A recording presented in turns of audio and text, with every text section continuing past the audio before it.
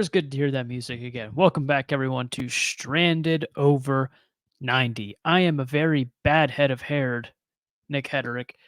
Thank you once again for tuning in as I document my journey of getting better at golf. And now, if you listened to episode one a little under a year ago, you're aware that this has been a very long time coming here, episode number two. And it's going to be a series of excuses as to why there wasn't more recording being done. And I do apologize for that, but hopefully you take the time to understand where I'm coming from because I do genuinely want to live out this mission of getting better at golf and put everything I've got into it. I've played golf for so long and I've gotten better, obviously, as the years have gone on, but I actually want to seriously commit to just doing the right things and getting better on those areas where I could definitely see some improvement. But anyway, thanks for joining us. Really appreciate you coming back or maybe checking us out for the first time. But yeah, let's get right into it with what kind of happened with our little hiatus last year. A lot of people probably know me who listen to this show. If you're new, coming by, seeing what we're all about here.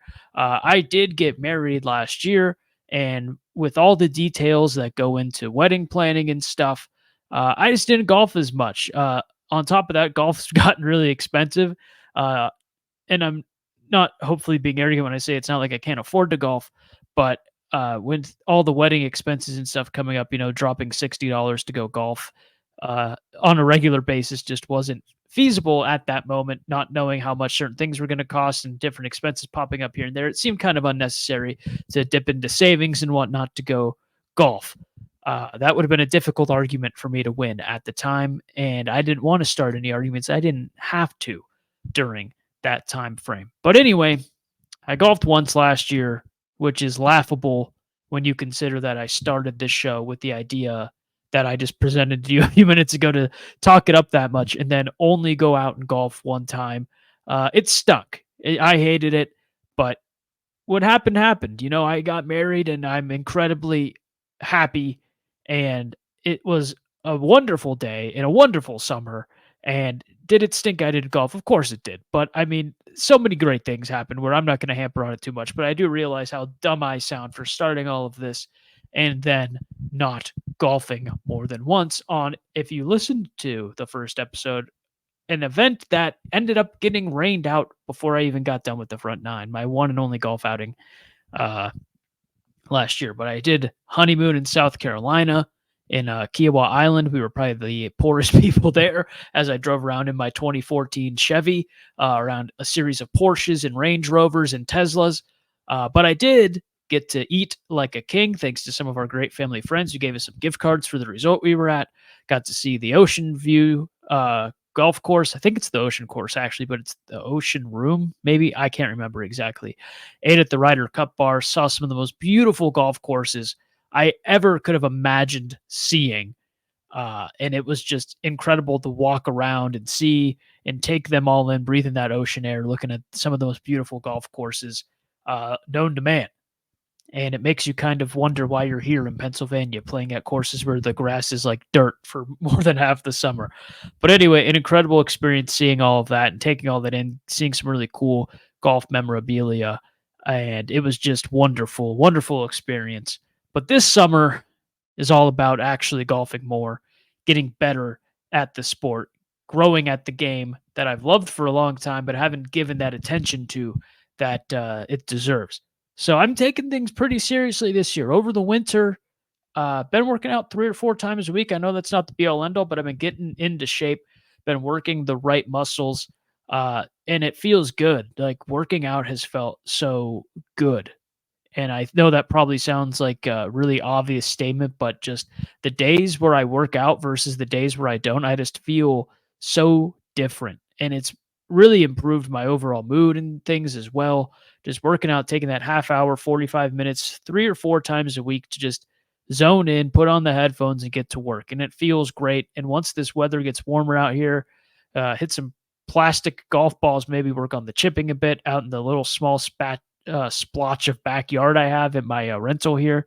But I'm excited, man. I'm so excited to just feel that feeling of improving my overall physical health. And I know that's going to pay dividends out there on the golf course because I feel it when I go on the golf course in the shoulders and the arms and the hips and everything. I have always felt it. And I am a cancer survivor. I'm sure a lot of people listening know that as well. And so I do have some like weaker bones, and it's important for me to make sure that I'm getting my vitamin D, working out my muscles, and getting strong, staying strong. And it's just been incredible. It's been an incredible experience, and just everything I've listed and then some. Getting out and moving even 30 minutes a day is so beneficial. And now that I don't walk a lot because of work, because I work from home, taking that 30 minutes to myself each day is even more important. And it's just such a good mood booster. And I'm so ready to get out on the golf course. Thought about going this year already. We had some really warm weather in February. And unfortunately, the course closed at 3 on this particular Saturday that I wanted to go, understandably, because February in PA is kind of an off season, believe it or not. But yeah, so that didn't come to fruition. But anyway, I'm excited. I'm excited for what lies ahead. The body's getting ready.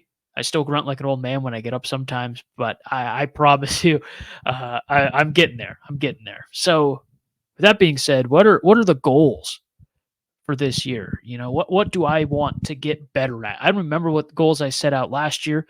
The ultimate goal is obviously to get under 90. Never done that. Feel like my game needs to improve in a few areas because I've worked on my irons for years and I hit irons well now. I've always putt well, but the main things I need to get better at this year are straightening out my drives. I can pipe my 3-wood right down the middle of the fairway, but I get that driver and it just hooks right and it never stops. And I don't feel like I really changed my swing.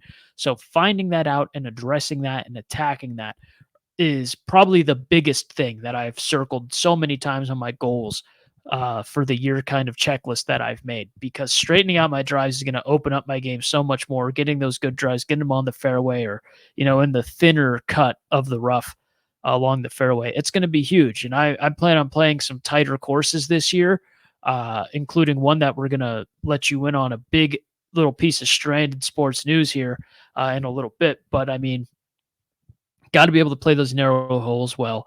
And I feel like I'll do much better once I get some confidence in my drive. And I'm curious to see how much of it is a confidence thing. I'm a big overthinker. And I think when I go up now that my drives have been so lackluster for a handful of years now, that I just kind of convince myself something's going to happen. And I think maybe I do tweak the way I swing. And I know I just said that I don't change the way I swing, and I don't think I do, but I think mentally maybe there is some kind of roadblock there where something goes a little askew when I go up and hit my drives. But that's number one, straighten out the drives. Absolutely. Definitely. That is a must. The other must is fix my game within 50 yards. Like I said, the irons are strong, but I need to get up there and do a little finesse with one of the wedges, and it just all goes out the door. I think my chipping from like right off the green has gotten a little better, but just within 50 yards of the hole, I crumple. And that's a big confidence thing. I can speculate how much the confidence plays into the drives, but I can guarantee you the confidence is really bad when I'm hitting within 50 yards. So I need to assert myself, work on that aspect of the game, and dive right in. And that's something that I promise you I'm going to do, because I think that might be more fixable. Not sure if that makes sense, but we're going to roll with it than the driving part. I just add so many strokes to the game when I'm out there within 50 yards. And I think that it's something that I need to fix. I need to fix it. If I don't fix the drives, I have to fix the chipping within 50 yards. What else am I going to work on? Playing more. That's a cheap one, but it's one that I needed to throw on that list after playing one round last year. Got to play a little more. If you're in the Pittsburgh area, have some course recommendations, you let me know. Want to play around with me? You let me know. I'm all for growing the game, meeting new people through the game. Let's see what happens. But yeah, those are the big goals for this year. I'm going to hold myself accountable to them. I know I keep kind of repeating the same things, but I'm convincing myself too. I'm promising myself, making that commitment. So that's what I'm laying out there. So those are the goals. If you want to play, let me know. Comment, hit us up on social. We're down to go. Play together, as long as you're not an asshole. Get partnered up with people sometimes. They're kind of rude.